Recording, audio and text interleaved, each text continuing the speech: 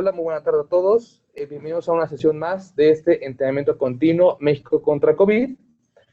El día de hoy tenemos el gusto que nos acompañe nuevamente el doctor Uria Guevara. El doctor es especialista en anestesiología y algología por la Universidad Nacional Autónoma de México. Es maestro en ciencias y doctor en ciencias en el campo de la bioética, también por la UNAM. También es investigador asociado C del Instituto Mexicano del Seguro Social.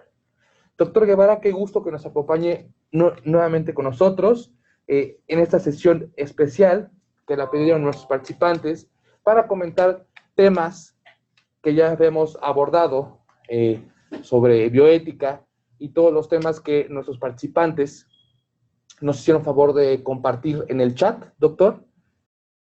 Bueno, pues si usted así lo considera, buenas tardes a todos. Me da mucho gusto estar nuevamente con ustedes y la verdad que fue muy interesante recibir esta serie de preguntas que ustedes hicieron y que son consecuencia de la anterior conversación que tuvimos, un intercambio de opiniones en relación a aspectos de la COVID, los aspectos bioéticos y también algunos aspectos de los pacientes que están en condiciones de atención paliativa. Entonces, es una temática muy interesante, muy actual y por supuesto todavía tiene vigencia. Y a mí me gustaría empezar con la primera pregunta que algunos de los colegas nos hicieron. Y la voy a leer. Dice, la autonomía de paciente no terminal que rechaza la intubación. Este es un planteamiento que se repite con algunas otras preguntas, con alguna variante, y a mí me parece fundamental hacer la distinción de lo que consideramos como un paciente no curable y un paciente que está al final de la vida. Y quiero recordarles a ustedes que muchos pacientes no necesariamente están al final de la vida para que se puedan tomar decisiones en relación a esta, que es la de la intubación. Independientemente de cuál sea la circunstancia, si el paciente es competente y tiene todavía la capacidad de poder decir, de poder indicar, de poder decir con claridad que no desea intubarse, yo creo que el equipo médico está ante un dilema. Sin embargo, es muy importante la forma como se aborda. Lo que se sugiere, y hay varios estudios al respecto, existe evidencia en estos meses, que ya es un poco más de un año de información que hemos recibido, ha variado un poquito en relación a los primeros meses que nos agarró la pandemia y no sabíamos en qué sentido iba a ser. Sin embargo, hoy se sabe y se ha recomendado que es importante respetar la autonomía del paciente. Obviamente, es un paciente que debe de estar bien informado. Entonces, el trabajo del equipo de salud será plantearle al paciente cuáles son las ventajas y las desventajas de intubarse. Por supuesto que los protocolos médicos que todavía existen en relación a cuáles son las variables biológicas que indican que un paciente se intube siguen vigentes. Sin embargo, es muy importante que a un paciente se le pueda brindar la información y que de allí él decida. Ahora, probablemente decida no intubarse, lo cual contraviene a todos la parte médica, el enfoque metodológico, epistémico en relación a lo que debe hacerse en condiciones cuando hay un paciente que está en hipoxia, que está en hipercarbia, que está desaturado y que reúne varios criterios de tipo biológicos. Sin embargo, éticamente es importantísimo que se le brinde toda la información a ese paciente. Y si él decide no intubarse, yo creo que el equipo de salud no debe contravenir esa decisión. pese a que en los protocolos, insisto, que están escritos, pudiera decir que esos son los criterios para intubarse. Y por supuesto, la atención que se le brinda al paciente debe ser la mejor, ya sea intubado o no intubado. Entonces, no tiene que variar la atención, simplemente lo que va a variar es respetar la decisión del paciente, que es algo que no estamos muy acostumbrados en el área médica. Pero si el paciente no está en esas condiciones, no es competente, cognitivamente no está óptimo para tomar la decisión, pues entonces esto facilita al equipo de salud porque entonces hará caso a todos estos protocolos ya existentes y por supuesto que queda la familia. Entonces, porque hay una pregunta también relacionada con la familia y se relaciona con esta, ¿no? Entonces, a mí sí me gustaría ver si la persona que hizo esta pregunta está satisfecha con el planteamiento o quisiera abundar en algún punto en particular. Sí, es correcto. Este es algo que es un derecho del paciente, un derecho fundamental, respetar su autonomía, porque a partir de allí podemos abordar metodológicamente este paciente y además el bienestar, no solamente se le brinda bienestar a su decisión y a la familia, sino también al equipo de salud, porque también hay que ver que el equipo de salud ante estas decisiones difíciles de repente no se siente muy cómodo e inclusive se manejan algunas culpas, se manejan algún grado de ansiedad, etc. Y viene muy a cuento la segunda pregunta que me enviaron. Preguntan, ¿el papel de la familia en la toma de decisión para autorizar la intubación, pero el paciente se niega? Por eso decía que está relacionada esta primera pregunta a esta segunda. Cuando el equipo de salud, en lugar de preguntar al paciente, respetar la autonomía del paciente, relega al paciente y le pregunta a la familia, que es muy frecuente, dando por hecho que el paciente ya perdió su derecho a tomar su decisión, va con la familia, equipo de salud, y le pregunta, señora o señor, ¿usted quiere que a su papá, su mamá, su hermano, su familiar, su hijo sea intubado? Él requiere intubarse porque no está saturando adecuadamente, hay déficit de oxígeno, etcétera, etcétera. Pues con frecuencia se va y se pregunta a la familia. Y entonces estamos ante un dilema mayor, porque la familia no siempre tiene la misma opinión. Y entonces si encontramos una familia de algunos 4 o 5 miembros que todos toman decisiones, pues entonces se genera un conflicto mayor.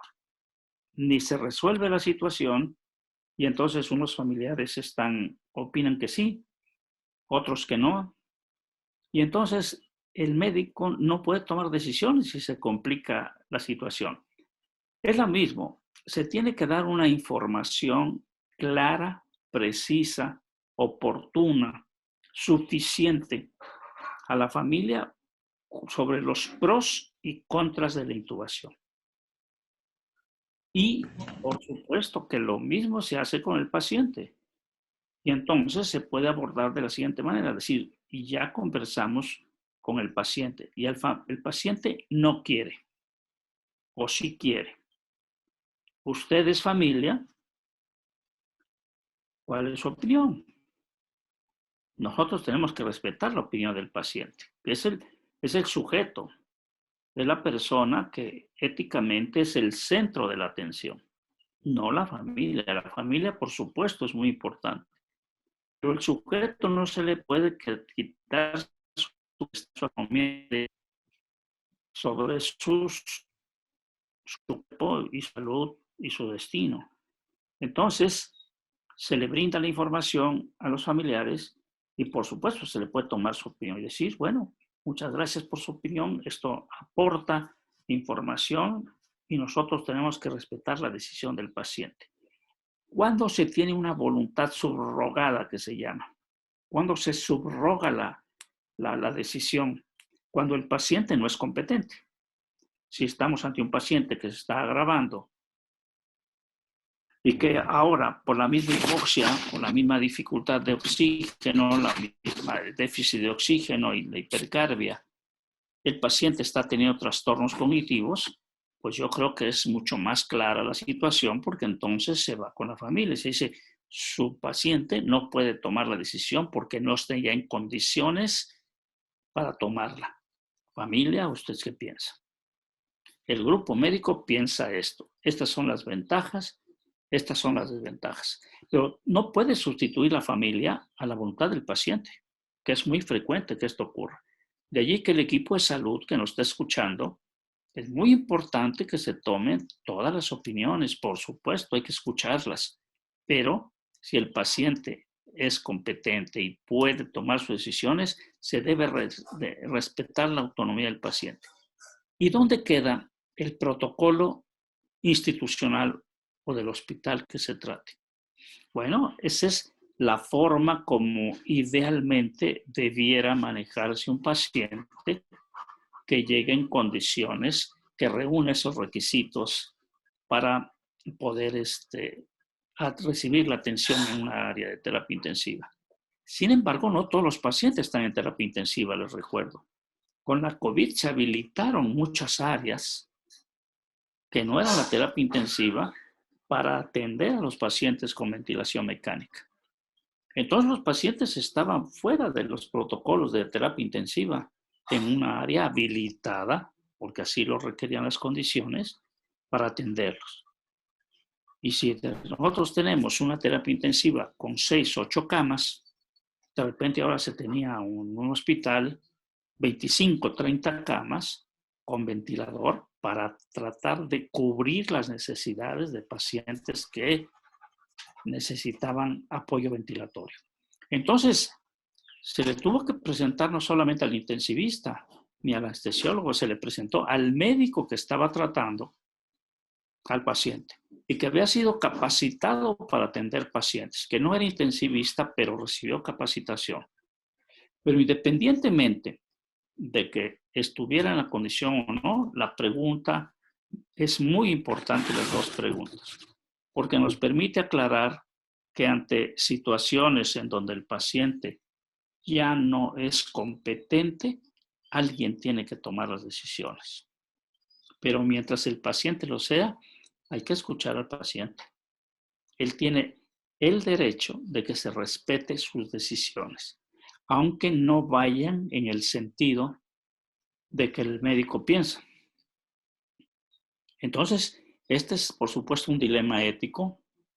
Nosotros hemos tratado este tema en alguna de nuestras publicaciones sobre dilemas éticos al final de la vida, pero no necesariamente tienen que ser al final de la vida. Ahora se nos presentaron en muchos pacientes que ya llegaban al hospital con problemas ventilatorios y que requería de una pronta intubación.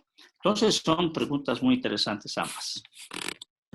Así es, doctor. Y bueno, en este sentido, Silvia Santoyo desde Querétaro nos comenta, en casos como el que se presenta, la voluntad anticipada debería funcionar, ¿cierto? ¿Tomaría en consideración el documento notarial de voluntad anticipada o el formato que se llena por parte de trabajo social en el hospital, doctor? Sí, exacto. La voluntad anticipada vino a allanar, a facilitar la toma de decisiones en circunstancias complicadas. Lamentablemente,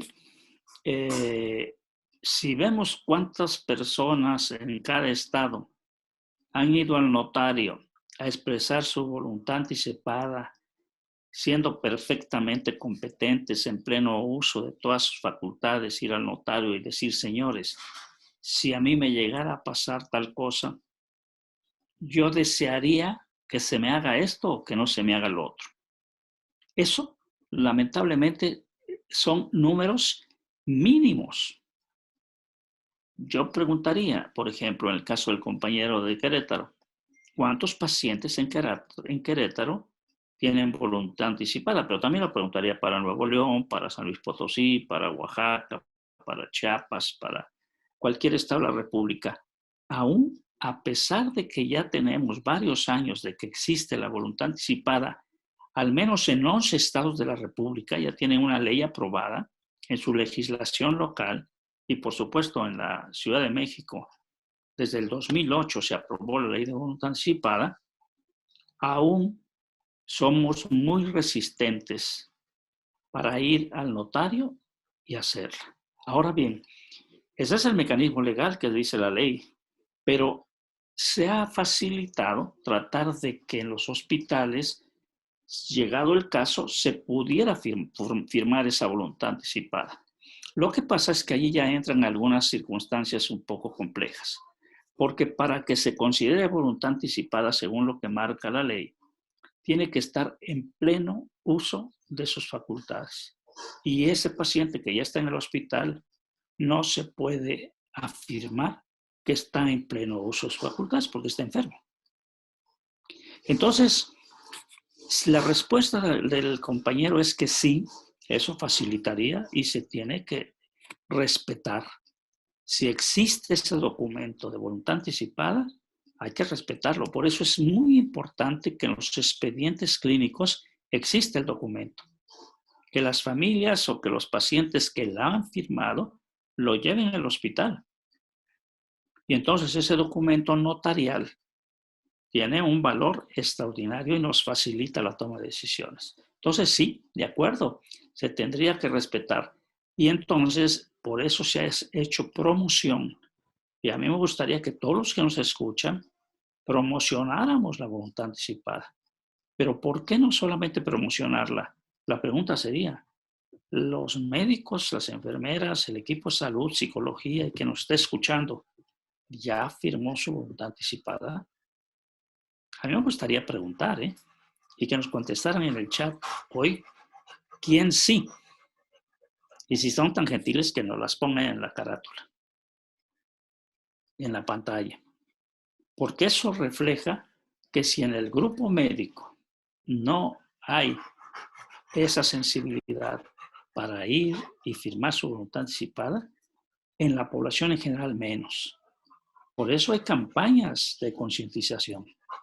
En el área donde yo desempeño mi actividad profesional, que son los cuidados paliativos, hemos batallado muchísimo. Por más difusión que hacemos de la voluntad anticipada, la verdad es que es un buen discurso, pero en la práctica no se está llevando a cabo. Y esto ayudaría mucho. Por eso la pandemia nos enseñó muchas cosas, muchas. Yo creo que ha sido el periodo de aprendizaje más extraordinario de la humanidad en corto periodo. Y una de las que nos enseñó es que lo que no tenemos hay que hacerlo. Y si estos pacientes o muchos de ellos hubieran tenido su voluntad anticipada firmada, hubiera facilitado al equipo de salud la toma de decisiones. Perfecto, doctor. Muchas gracias. Bueno, aquí en el chat, aquí nos ponen, ¿no? Bueno, que no han hecho todavía el documento de la voluntad anticipada. Y bueno, sí, como usted menciona, es muy difícil que si los médicos o el personal de salud no ha hecho este documento, pues la población en general también, ¿no?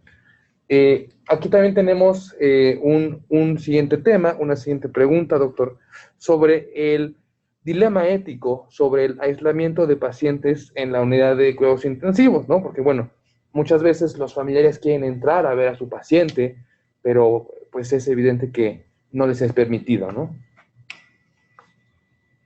Este es un gran tema. Muchas gracias a la persona que lo preguntó, porque en un principio, si ustedes recuerdan, se tomaron medidas extraordinarias que la verdad que fuimos viendo a lo largo de la pandemia, que muchas de ellas no tenían fundamento. Y por supuesto no tenían fundamento porque no había precedente. Esta pandemia es una pandemia sin precedentes. Por lo tanto, no había una metodología para abordar estos pacientes, porque ni siquiera conocíamos la enfermedad y ahora apenas la estamos medio medio conociendo. Aquel que diga que ya conoce la COVID y cómo tratarlo, pues la verdad que estaría ante una situación de poca credibilidad. Aún hoy todavía no sabemos muchas cosas de la enfermedad. La hemos ido descubriendo y una de las cosas que se descubrieron era esta. Al principio, en las unidades de terapia intensiva o habilitadas como tal, por una decisión que parecía lógica, se aisló a los pacientes tratando de evitar el contagio, en una forma de pánico, creo yo. Y se tomaron medidas extraordinarias que creo hoy día que no tenían fundamento. Sin embargo, fue la situación, la angustia lo que llevó a hacerlo. Y una de ellas fue eso, el aislamiento de los pacientes. Una vez que iba al hospital, el paciente quedaba en total soledad, porque sus familiares no se podían acercar ni a la puerta. Los hospitales estaban cerrados. Y muchos de ellos no alcanzaban ni a despedir a sus familiares. Con todo lo que esto implica para alguien que puede perder la vida, ¿eh? No todo es resolver una situación clínica a base de situaciones extraordinarias en el área de terapia intensiva. Todo lo que implica el que una persona que potencialmente puede morir, ¿qué implicaciones bioéticas hay alrededor de aislarla?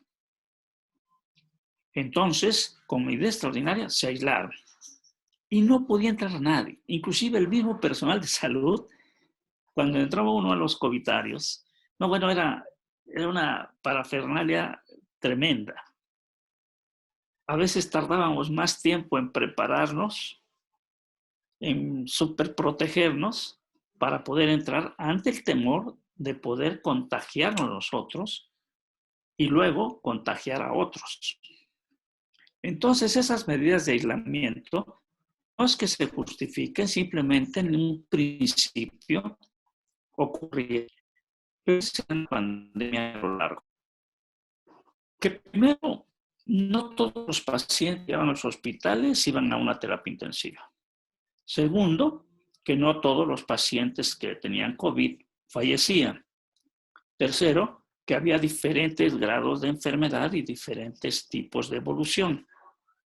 Cuarto, que muchos pacientes que tenían COVID inclusive salían caminando. Entonces, la medida de aislar a aquel que tenía COVID no se justificaba. Por eso, en muchos hospitales en el mundo, en muchas unidades de cuidados paliativos, se permitió que pudieran estar con ciertos contactos. Y esto era a través, ya sea en forma remota, en forma telefónica, en forma de una tableta, o bien por un circuito cerrado. Y entonces en los lugares que tenían estos recursos, los empezaron a aplicar con grandes beneficios. Porque si algo podía afectar a la persona enferma, es la soledad. Seguramente todos los que nos están escuchando han estado enfermos.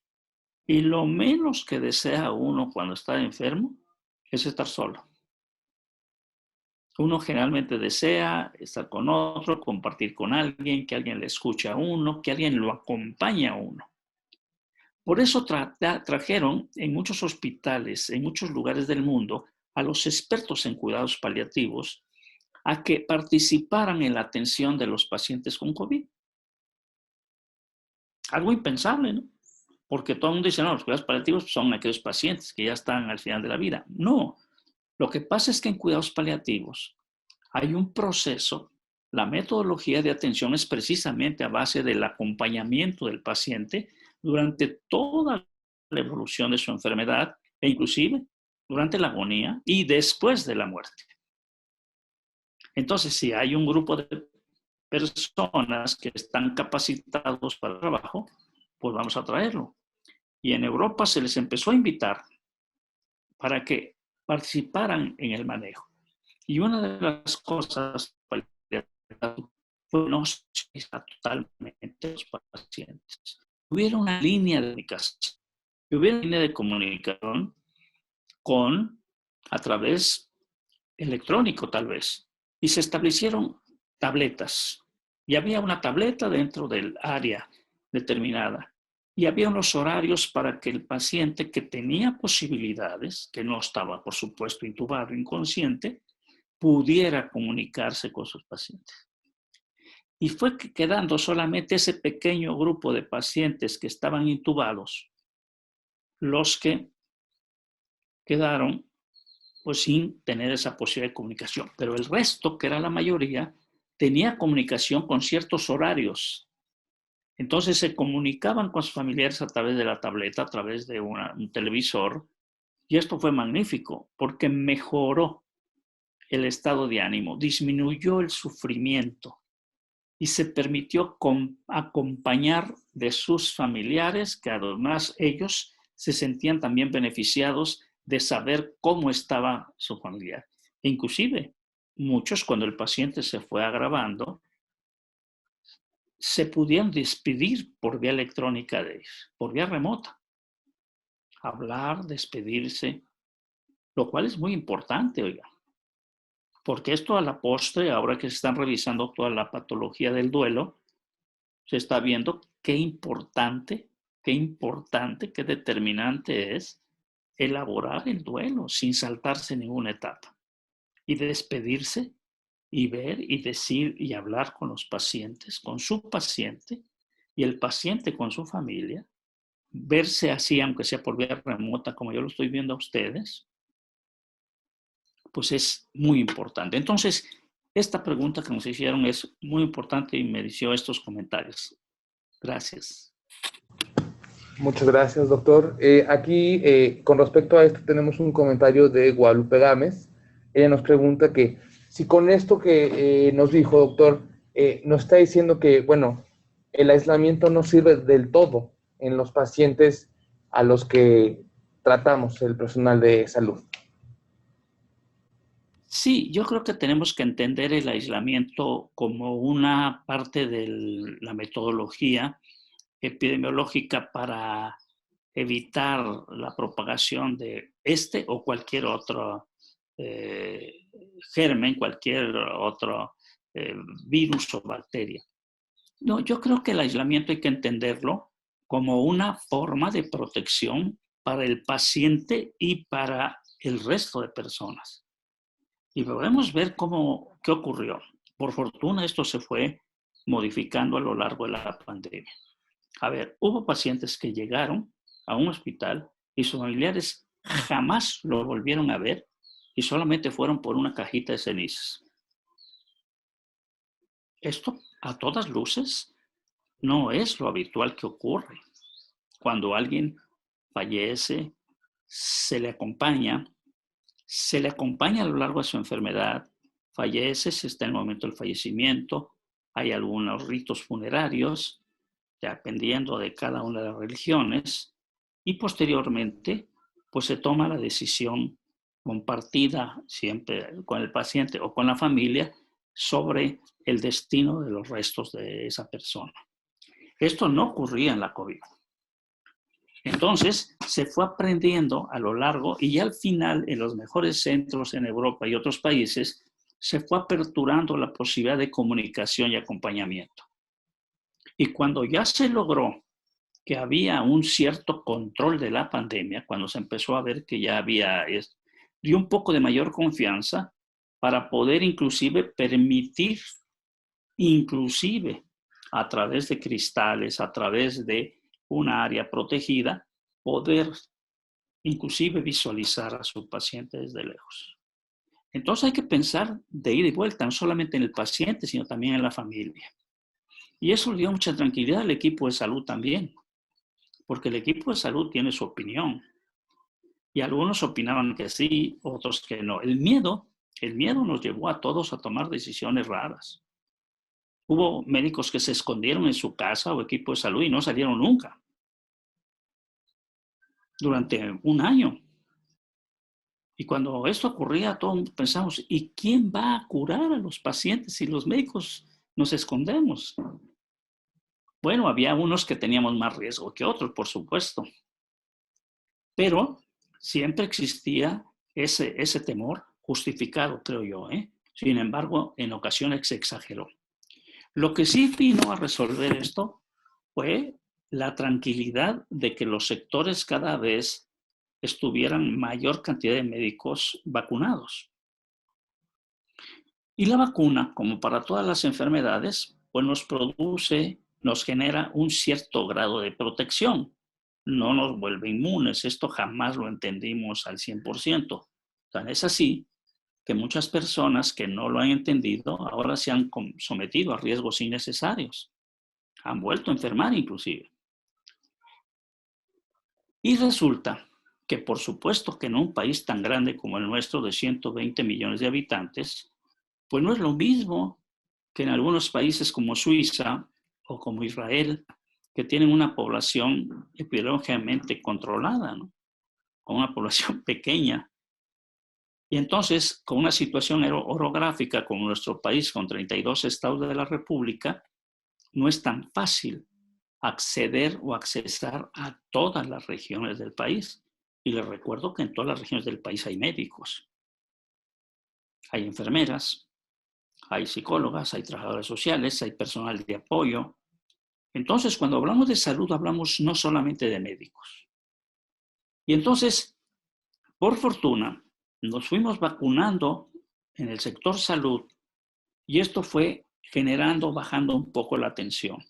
Sin embargo, aquí se genera algo que se relaciona con esta pregunta que me hicieron, esta que usted me hace y la que me plantean. Los dilemas éticos sobre la estrategia nacional de vacunación en grupos de riesgo.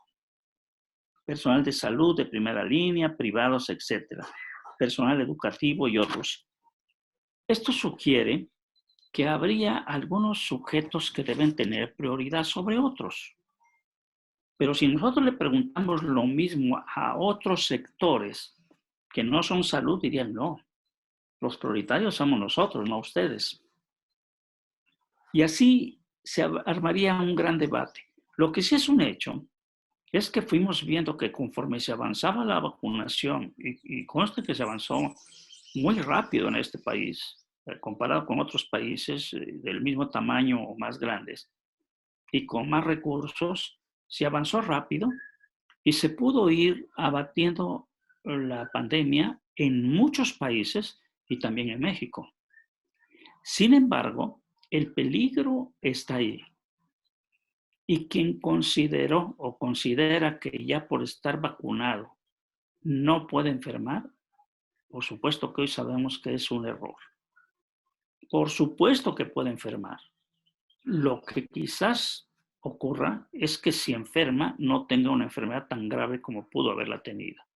Y si hay factores de riesgo, que esos no se quitan, porque una cosa es que los hipertensos y los diabéticos de este país estén vacunados, pero la diabetes ahí sigue y la hipertensión ahí sigue. Los problemas inmunológicos ahí siguen.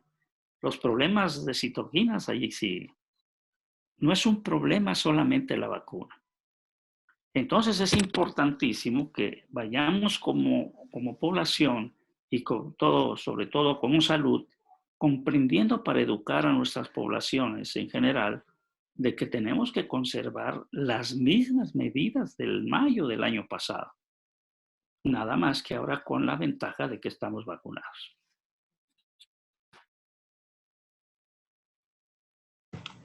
Perfecto, doctor, muchas gracias.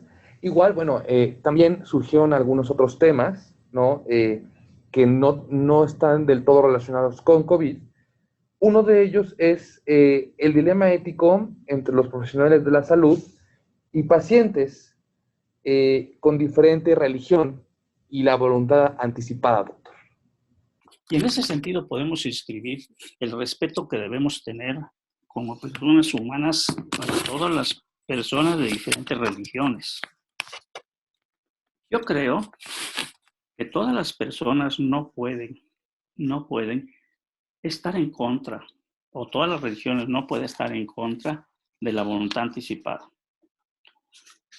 probablemente pueden estar en contra de tomar la decisión de decir nuestro credo impone que dejemos que corra la voluntad de alguien superior. Y eso es respetable, por supuesto. Pero no contraviene en nada que se le pregunte a la persona, oiga, ¿usted desea que llegado el momento, si ocurría tal cosa, hagamos tal o cual cosa? Y allí podía ser que ocurra, tal vez por allí se pregunte en este sentido. Hay algunas religiones que bajo ningún concepto permiten que se administre sangre y sus derivados. Si ese fuera el caso, pues por supuesto que el equipo de salud se encuentra en un dilema ético muy serio. El dilema de, por un lado, como profesional de la salud, sé que debo administrarle sangre o sus derivados para que este paciente pueda sobrevivir. Y por otro lado, está la decisión del paciente, que puede firmar y decir, señores, yo voy ante un notario público y digo, si llego a tener un accidente y necesitan administrarme sangre, yo no autorizo que me lo administre. Y entonces, en ese sentido, es probable que se haya generado esta pregunta que me hace muy interesante, por supuesto, y esto es un verdadero dilema ético para el equipo de salud. Aún así, seguramente los expertos en derecho tendrán una opinión al respecto, porque simplemente desde el punto de vista médico se puede zanjar la discusión diciendo, ok, yo obedezco la ley y la voluntad de este paciente que me está presentando una carta notarial, un documento notarial, en donde se dice que no se aplique. Y yo quedo exculpado legalmente de cualquier litigio legal. Sin embargo, eso no quita la parte moral. Entonces una persona puede decir, caramba, esta persona se pudo haber salvado si se le administra sangre. Y yo forma parte de ese equipo que debió haber administrado. Entonces, sigue así esta circunstancia. Entonces, sí, de allí que este es el gran capítulo de los dilemas éticos, y esto es de enfoque multidisciplinario, y sería motivo de una extraordinaria mesa redonda en donde pudiéramos estar diferentes juristas, eticistas, el área médica, y representantes también de estos grupos, que son los que dan origen a esta pregunta, ¿no? Porque también ellos tienen su opinión y merecen ser respetados como todas las religiones del mundo. Muchas gracias, doctor. Aquí el doctor Andrés Esperanza desde Guanajuato nos hace un comentario que dice que, bueno, que esto podría hacerse oficial con tarjetas como las del deseo de donar mis órganos en caso de muerte inesperada. Excelente, esa es una buena propuesta, doctor Andrés Esperanza, muchas gracias. Yo creo que esta y hay otras iniciativas que pudieran ser muy favorables, pero lo que sí es muy importante, creo, y en eso podemos coincidir todos, que tenemos que poner en la mesa de discusión en el día a día, en la opinión, estos temas. Estos temas se tienen que ventilar ampliamente en los foros, y no necesariamente tienen que ser foros médicos o exclusivamente de especialistas o de especialistas en bioética. No, creo que los foros tienen que hacerse públicos, porque hay una gran cantidad de personas que no saben que existe la ley de voluntad anticipada. Decía yo que no todos los estados de la República tienen una ley de voluntad anticipada, ¿eh? Hasta donde tengo entendido son 11 de los 32 estados. Por lo tanto, pues falta la mayoría. Entonces, aunque en estos estados exista personas que están conscientes de esa ley, no hay una ley. Por lo tanto, pudieran incurrir los colegas o las personas en unas transgresiones a los lineamientos, a la normatividad que exista en esos estados. Entonces, es algo importantísimo. Este es un punto importantísimo que en todos los foros de salud, y yo felicito al INSABI que esté tocando estos temas, porque pues antes no se tocaban, más que en foros muy restringidos, y a mí me da mucho gusto que una gran cantidad de colegas, como alrededor de 300 personas que estamos conectados ahora, podamos estar escuchando estos temas, y cada uno tendrá su opinión, por supuesto, y no se agota en una sola sesión. Y déjenme decirles que aquí hay una pregunta interesante. Dice, el marco legal en México y prácticas profesionales de la voluntad anticipada se refiere precisamente a esto que comentamos. Sin embargo, no solamente es un marco jurídico, tiene que ser un aspecto de conciencia.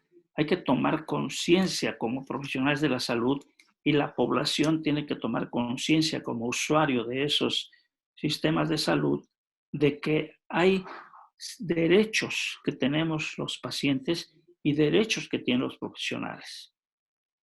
Y en esta relación médico-paciente se puede mejorar. Y una forma de mejorarla que está probada es la comunicación.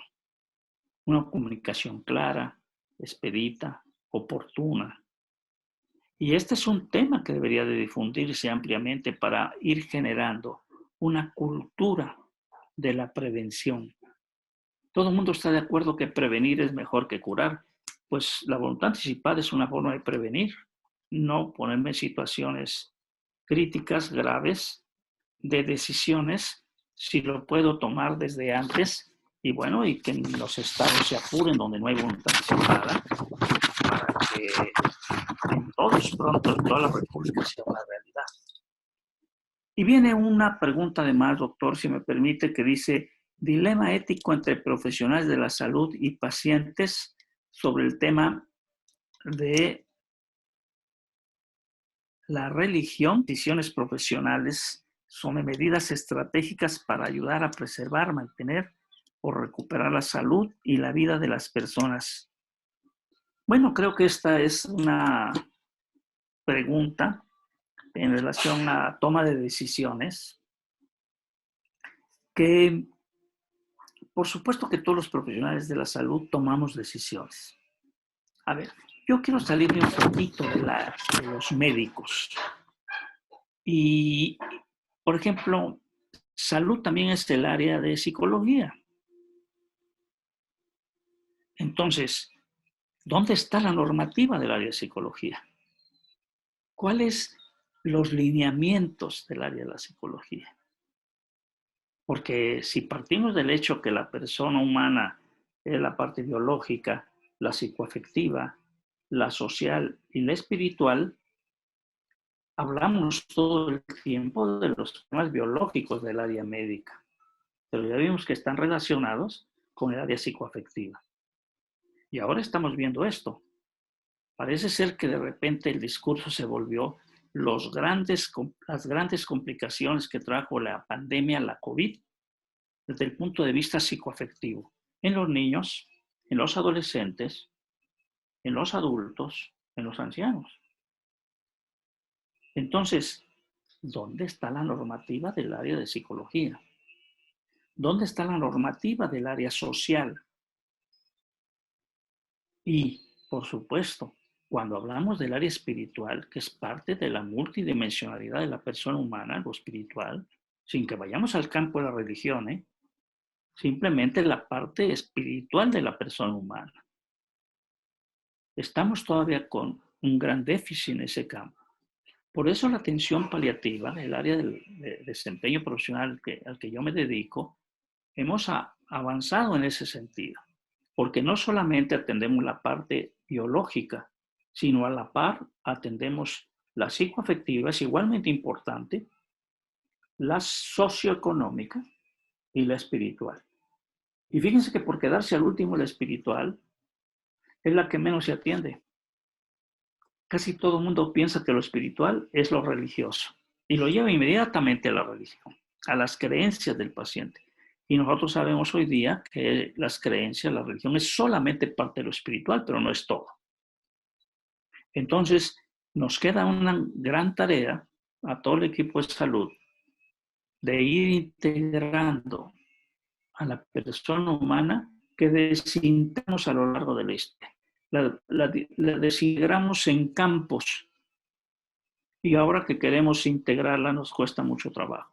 Entonces, de ahí yo diría que esta amplia pregunta sobre las medidas de preservar, mantener, recuperar la salud y la vida, minimizando riesgos, dice, y secuelas futuras, en lugar de respetar las decisiones de integridad de los pacientes, de esta manera yo la podía abordar.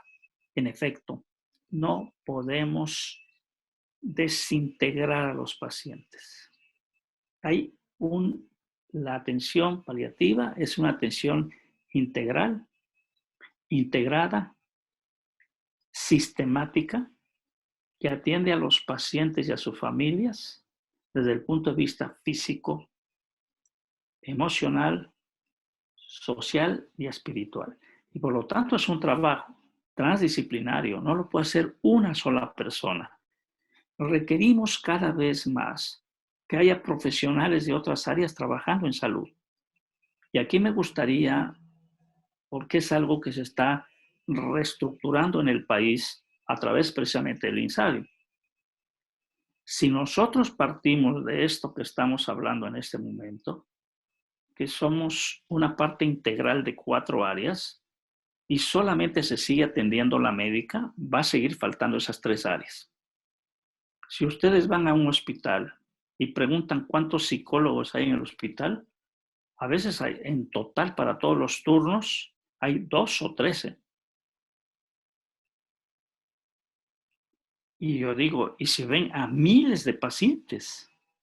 Entonces quiere decir que la parte afectiva es parte de ese bienestar que ahora se ha estado hablando y se ha estado pronunciando. Entonces el bienestar de una persona descansa en esas 4 patas de esa silla: biológica, psicoafectiva, socioeconómica y espiritual. Si quitamos a la silla una pata, se cae.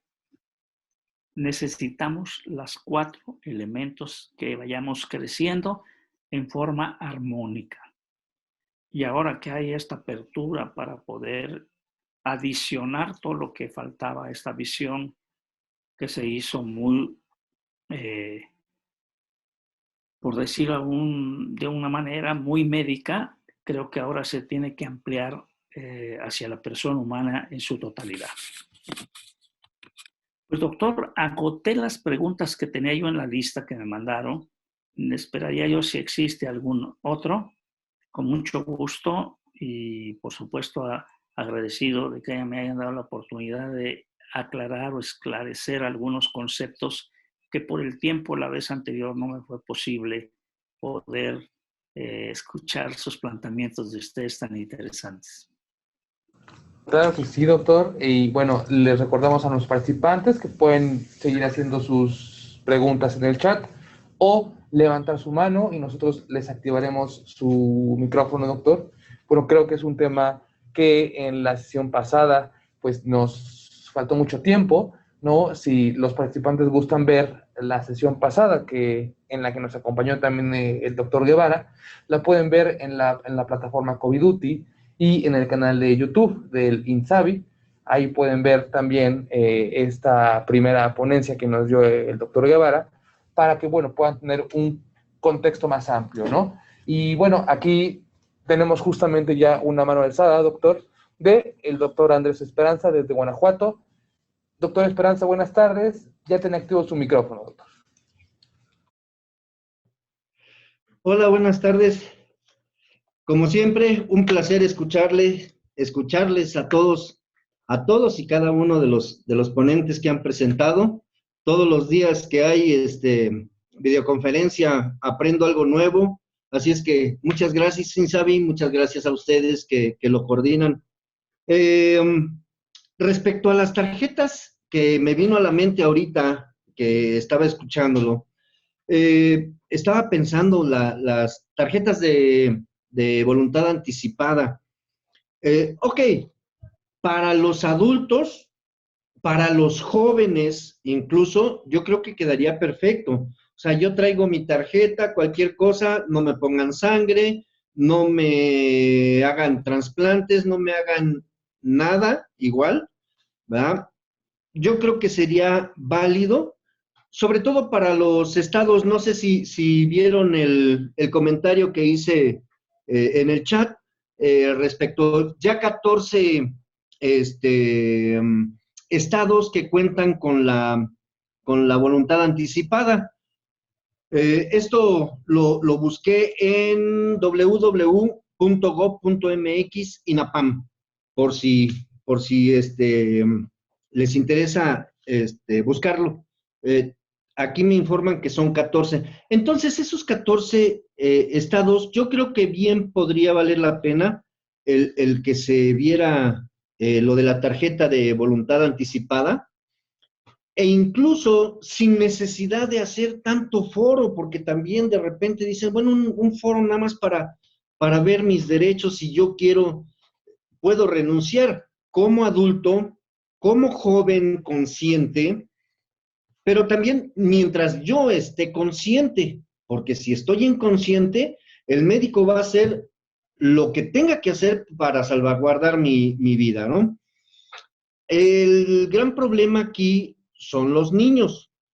Y de hecho hay una ley que es la de prioridad a los niños, a los menores, en los que incluso se les está negando a los papás el derecho de decidir si se les pone una transfusión sanguínea a los niños, porque primero se tiene que resguardar la vida y ya después vemos la religión, ¿verdad? Entonces, se me fue ahorita cómo se llama esa ley que es la de prioridad a los menores o algo así por el estilo.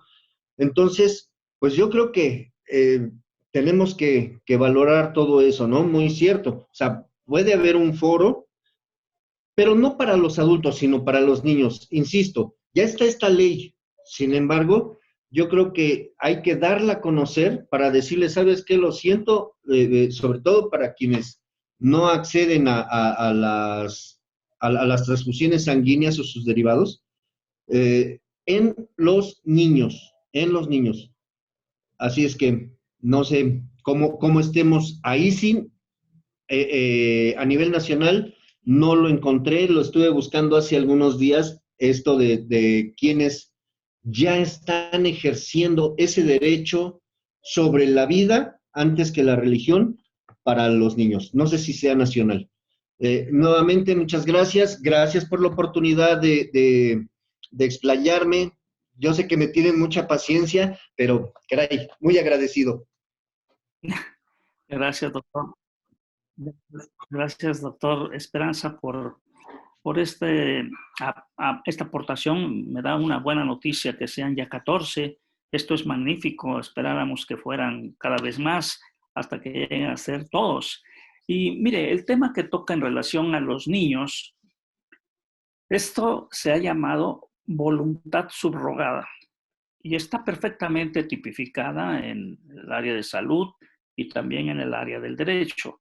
Si alguien, un niño que no es competente, porque se considera que no sea competente, un niño menor, un escolar, un preescolar, inclusive a veces los niños hasta que son adultos, ¿verdad? A los 18 años, tienen esa dificultad, inclusive de que puedan hacerse su voluntad, aunque ellos la puedan expresar.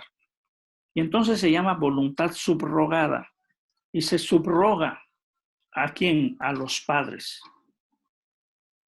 Por supuesto, los padres tienen la potestad legalmente para tomar decisiones. Entonces, esto ayuda de alguna manera, esta figura que se llama voluntad subrogada. Entonces, se subroga a alguien. ¿Y qué pasa cuando no hay familia? Se subroga a alguien que inclusive un juez puede designar a quién, e inclusive puede llegar a ser el médico. El juez puede decir que tome las decisiones el médico. Pero esto es así, ¿eh? Si es que no existe antes padres o familiares que puedan tener esta potestad. Entonces, sí es un gran tema, doctor Esperanza, claro, y los niños han ido avanzando. Sin embargo, todavía esa figura de ser dependiente de alguien les impide tener a veces plenos derechos como los de los adultos, ¿no? Entonces, es un gran tema, coincido con usted. Muchas gracias por su comentario. Muy bien. No sé, doctor, si existe alguna otra mano levantada, y si no, pues tendríamos sí, doctor, terminando. Usted me dirá. muchas gracias, doctor. Sí, en el chat tenemos algunos comentarios. La licenciada Fabiola Esperanza comenta que con respecto a lo que se ha comentado, así como en la educación debe ser integral, también la atención a la salud. También tenemos felicitaciones y agradecimientos, especialmente de Elia Esther Martínez Madrid, que estuvo con nosotros en la sesión pasada. Ella comenta, excelente ponencia, respondida a mi pregunta de la vez anterior, gracias. Brenda Flores López, excelente ponencia, doctor. Víctor Ponce, felicidades, excelente expositor. Y así se están agregando otros, como Ana María Mosqueda, gracias, muy interesante ponencia. Pues por lo pronto en el chat tenemos esos comentarios. Nos gustaría, doctor Guevara, si usted quisiera puntualizar algo de lo que ya se dijo en esta sesión para poder cerrar. Con mucho gusto. Bueno, antes que nada, agradecer a todos los compañeros de 242 compañeros que veo que están participando. He visto aquí en el chat de diferentes estados de la República, poblaciones, y bueno, yo la verdad estoy muy agradecido con ellos, con todos ustedes por permitir este intercambio de opiniones. Y por supuesto, reiterar mi felicitación al INSABI porque tomar este foro educativo es necesario que se continúe por mucho tiempo con todos los temas posibles. Y simplemente, si ustedes me lo permiten, de repente algunos compañeros me han mandado a mi chat personal, a mi dirección de Facebook o a mi Instagram o en todas las redes sociales donde yo participo, algunas preguntas donde pueden informarse más bibliografía al respecto, etcétera. Y yo creo que si ustedes lo permiten, yo les enviaré alguna bibliografía.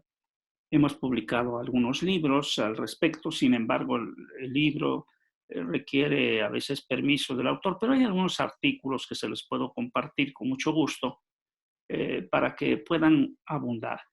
Y decirles que debido a esta necesidad que hay de difundir estos temas de atención paliativa, del final de la vida y todo esto, y el tema de la COVID fue un gran tema, es un gran tema y que va a seguir por mucho tiempo, organizamos el tercer Congreso Internacional de Medicina del Dolor y Cuidados Paliativos Campeche 2021. Y déjenme decirles por qué sur-sureste. Porque fíjense que curiosamente coincidirán con nosotros que la mayor parte de rezagos existen en la parte sur-sureste. Y entonces todo lo que es tirando una línea de sur de Veracruz, Guerrero, Puebla para abajo, Campeche, Oaxaca, Chiapas, Tabasco y algunas otras partes que quedan en esta parte geográfica, no siempre hay el mismo acceso ni la misma facilidad para asistir a cursos, congresos y todo. Casi todas las iniciativas están en el centro o en el norte. Entonces hoy queremos que desde el sur ir abriendo este foro y se van a tocar temas muy importantes. Esto va a ser en el mes de agosto, alrededor del 26, 27 en forma virtual, por eso los invito porque todos se pueden agregar.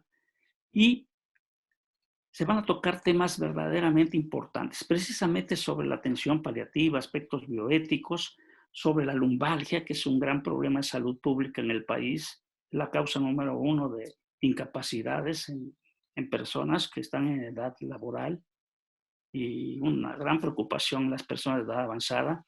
Y un gran tema, la medicina canábica. La medicina canábica que ahora merece tantas preguntas, tantas dudas. Entonces vamos a tener este foro que si ustedes desean, están invitados. Yo les voy a mandar a los colegas que me contactaron del INSABI la información para que ustedes, si gustan, serán bienvenidos y ahí podemos seguir intercambiando opiniones en este foro virtual, abierto también para todos. Muchas gracias. Yo solamente puntualizaría esta solicitud que me hace diciendo que los aspectos bioéticos, ¿verdad? Tiene que estar siempre de la mano a la parte de la evidencia. Nosotros defendemos una medicina basada en evidencias y en valores. Una medicina basada en evidencias y en valores. Y con esto vamos a poder hacer una mejor relación médico-paciente, y yo creo que la próxima vez que nos veamos podamos estar, por supuesto, con más bienestar para nuestros pacientes y con más dicha personal para nosotros como salud. Yo le mando un abrazo a todos y quedo agradecido de esta invitación.